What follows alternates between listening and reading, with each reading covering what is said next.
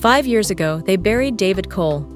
His wife cried over his coffin, his daughter laid flowers, and the city moved on. But today, on the happiest day of his daughter's life, the doors opened, and the dead man walked in. Was he buried alive? Or was his death a lie someone paid dearly to keep? Stay with me. The music was thunder in the Grand Lagos wedding hall, the kind that made the floor tremble under the guests' dancing feet. The scent of jollof rice, grilled chicken, and champagne hung heavy in the air. Laughter spilled over the tables draped in gold and white, and flashes from cameras danced across the shimmering chandeliers. Grace Cole twirled in her white gown, lace sleeves glistening with tiny crystals, her smile brighter than the lights above. Beside her, her new husband laughed, pulling her close as guests cheered. Mary Cole sat at the head table, her heart swelling with pride as she watched her only child dance into a future she had prayed for. Then the hall doors creaked open. It was a small sound, but somehow it cut through the music. Heads turned one by one as a tall figure stepped in from the sunlit corridor.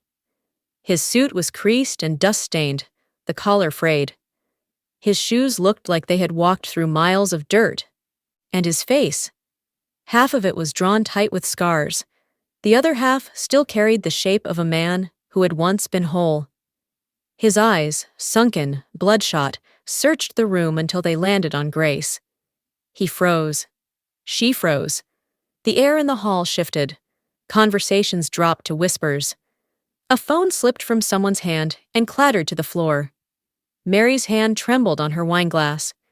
She blinked once, twice, as if her mind was trying to correct what her eyes were seeing. But the truth stood there, breathing, staring back at her. The man's voice cracked like old wood. "Gracie, my little girl." The glass slipped from Mary's fingers and shattered on the tiled floor, red wine spreading like blood. Her chest tightened until breathing hurt. Her lips parted, but no words came.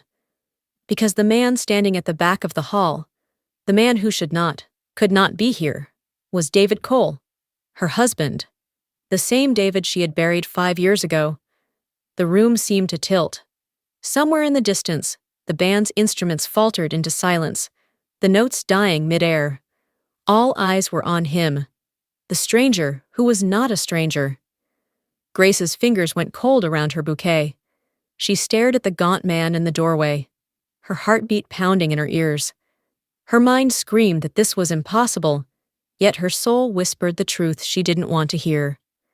"Dad?" The word slipped from her lips before she could stop it. David's eyes shimmered with something between relief and pain. His lips trembled as if the word daughter had been locked behind them for years. "Gracie," he rasped, voice cracking under the weight of her name. "My little girl." Mary staggered to her feet, her chair scraping loudly against the floor. She could feel hundreds of eyes on her, but her focus narrowed to the man who had once been her husband. Her throat felt tight, her breath shallow. "No," she whispered, shaking her head violently. "No. I saw you. In the coffin. Her voice broke. "We buried you." A slow, uneasy smile curled on the lips of Paul Daniels, seated just 2 chairs away from her. Dressed in a tailored navy suit, he rose smoothly to his feet and moved toward her, slipping himself between her and David. His hand rested lightly on her arm. "Mary, you're in shock. This is some mistake. Security." But David's gaze cut through the air and landed on Paul like a blade. His expression hardened, the softness in his eyes replaced by fire. "You," he said, his voice steady now. "Of course. You'd be the first to want me gone. Again." Paul's smile faltered for the briefest moment before returning. "Sir, I don't know who you are, but you are interrupting a private family event." "I'm the family," David snapped, his voice echoing in the hall, "and I am here to take back my life." Gasps rippled through the guests. The weight of his words hung heavy in the air, thick with the promise of revelations no one was ready to hear. Rain had fallen hard that day, 5 years ago, pounding the black umbrellas and turning the cemetery earth into thick, red mud. Mary had stood under the downpour, clutching Grace's hand so tightly that her daughter's knuckles turned white. The coffin was closed, sealed before she had been allowed a last look.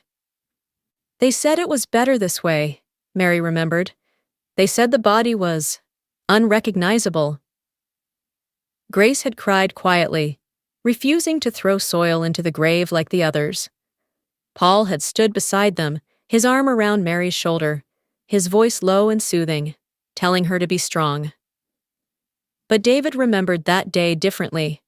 Now, standing in his daughter's wedding hall, the scent of perfume and fresh flowers battling against the sharp tang of shock, his mind replayed the moments after the so-called crash. He remembered fire licking at the twisted metal, his lungs choking on smoke. Then, the darkness that swallowed him whole. When light returned, it wasn't the sun. It was a flickering bulb hanging from a cracked ceiling. His body ached, his wrists were bound, and the air reeked of rot and sea salt. He had tried to shout, but his voice came out raw, weak. Footsteps approached, slow, deliberate. A man's shadow filled the doorway, and then a voice, deep and cold, said, "You'll never see your family again. If you want to live, you'll forget who you are." David's stomach tightened as the memory clawed at him. His breathing grew shallow, his hand curling into a fist. "I wasn't dead," he said now, his voice steady but laced with rage. "I woke up in a room that wasn't mine, and every day after that, I prayed for a chance to come home." Mary's lips trembled. "If you weren't dead, then whose body was in that coffin?" David looked at her, and the silence that followed was more terrifying than any answer. The front door opened with a groan, as though it, too, had forgotten the man who once walked through it every evening. David stepped into the living room slowly, his eyes scanning the space like someone walking through a dream they were afraid to wake from. Nothing looked exactly the same, yet nothing had completely changed. The cream walls were still there, but the family photos were fewer, and in their place were sleek, modern frames of Grace at graduations, birthdays, smiling beside Paul. David's jaw tightened. Mary followed behind him, her steps hesitant, her fingers nervously twisting the edge of her wrapper. Grace came in last, her eyes darting between her parents, as if she were caught in a conversation she didn't know how to enter. David moved to the mantel and picked up a silver-framed photograph. Mary and Grace, standing on a beach. Paul in the background, sunglasses on, his hand resting lightly on Mary's shoulder. David's hand shook as he put the frame down. "I see he made himself at home," David said, his voice low. Mary's tone was sharper than she intended. "Paul helped us survive, David. When you left, nothing." David turned slowly to face her, his scar catching the light. "I didn't leave you with nothing. I left you with a home, a company, a life. If all of that disappeared, it's because he took it." Grace, her voice small, finally spoke. "Dad, why would Uncle Paul do something like that?" David's eyes burned. "Because I found out what he was doing, and he knew if I lived long enough to speak, it would all come crashing down." Mary's voice trembled. "What did you find out?" David looked at her for a long moment before answering.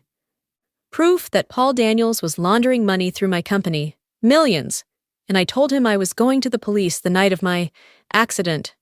Silence fell, heavy and suffocating, as the weight of his words sank in. Grace's hands gripped the arm of the sofa. Mary swallowed hard, her mind spinning with the possibility that the man she had leaned on all these years had been the one who destroyed them. Detective Femi arrived the next morning, his expression carefully neutral, but his eyes sharp. He was a tall man in a plain shirt and trousers, the kind who measured every word before speaking.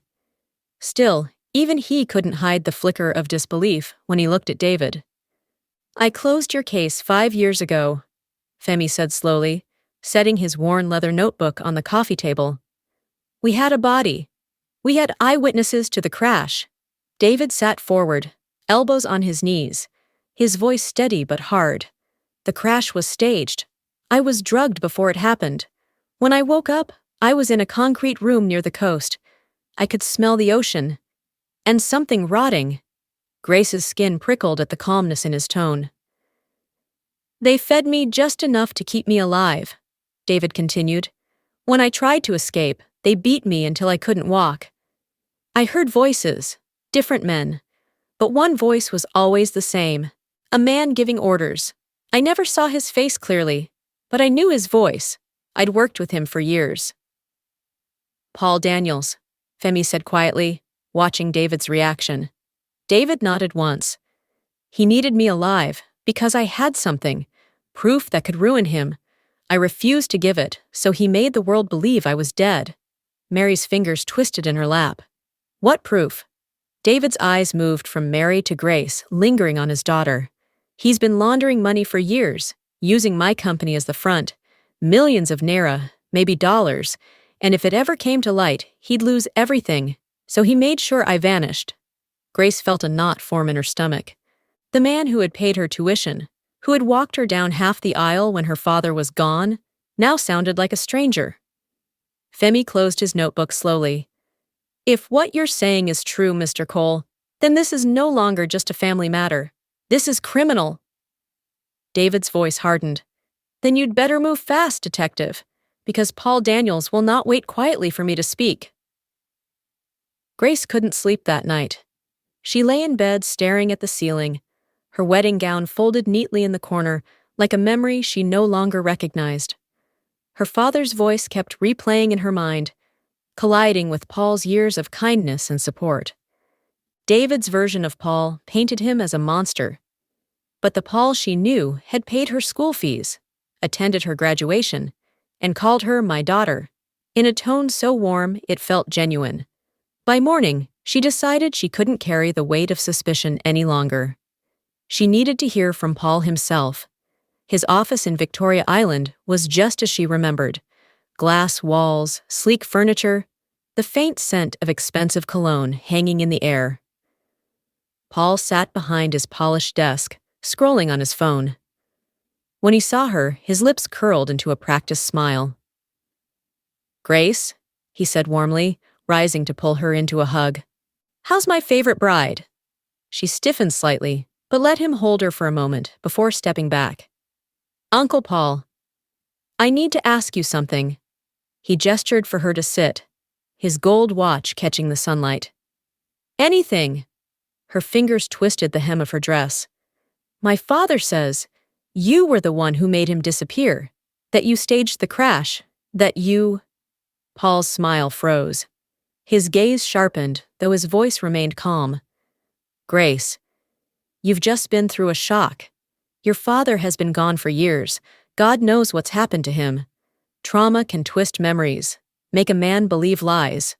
She swallowed hard. But what if he's not lying? Paul leaned forward, his eyes locking on hers. The warmth was gone. Be careful, Grace. You have no idea how dangerous it is to pull at certain threads.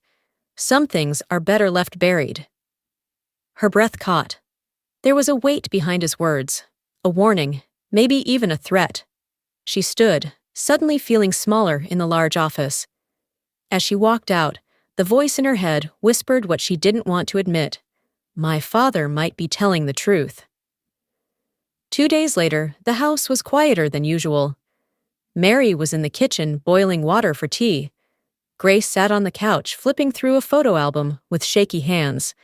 And David was outside in the front compound, leaning against the gate for fresh air. It happened in seconds. A black SUV rolled to a stop just beyond the gate. The windows were tinted, the engine low and heavy. Before David could react, the door swung open, and 3 men in black masks spilled out. One grabbed him by the arm, another shoved a cloth over his mouth.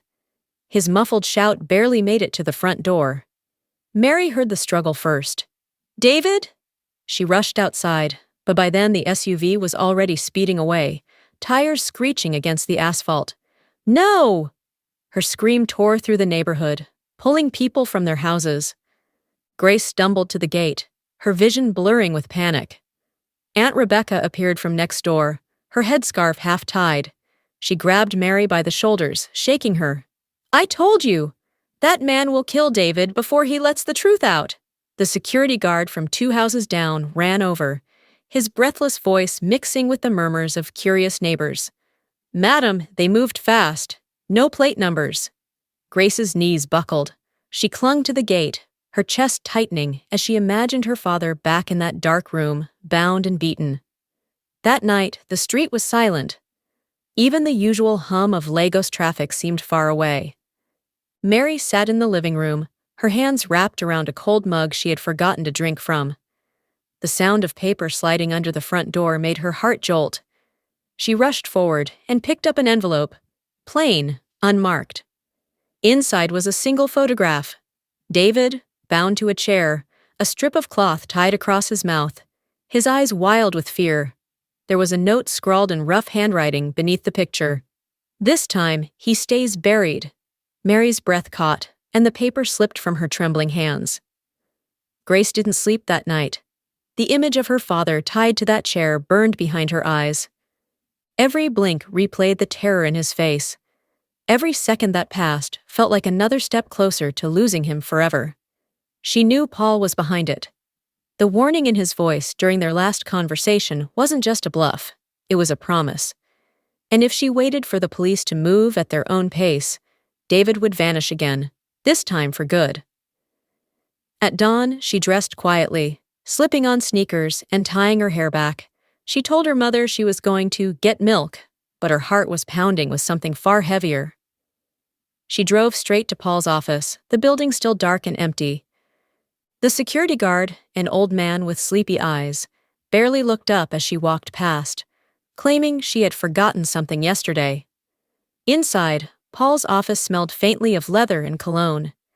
She went straight to his desk, pulling at drawers until one stuck. Kneeling, she noticed a small key taped under the table's edge. The locked drawer clicked open with a soft snap. Inside was a sleek black flash drive and a brown envelope marked only with the letter D. Her hands trembled as she plugged the drive into Paul's laptop. Folders popped up: bank statements, offshore accounts, fake contracts, and a video file. She clicked it. The grainy footage showed a hospital room. David lay unconscious, a breathing tube in his mouth, his face bruised and bandaged. Paul stood over him, leaning close to his ear. His voice was calm, almost casual. "You should have listened, David. But don't worry. They'll all believe you're gone." Grace's chest tightened. She pulled the drive and the envelope, shoving them into her bag. By noon, she was sitting across from Detective Femi, sliding the evidence toward him. "Arrest him, now!"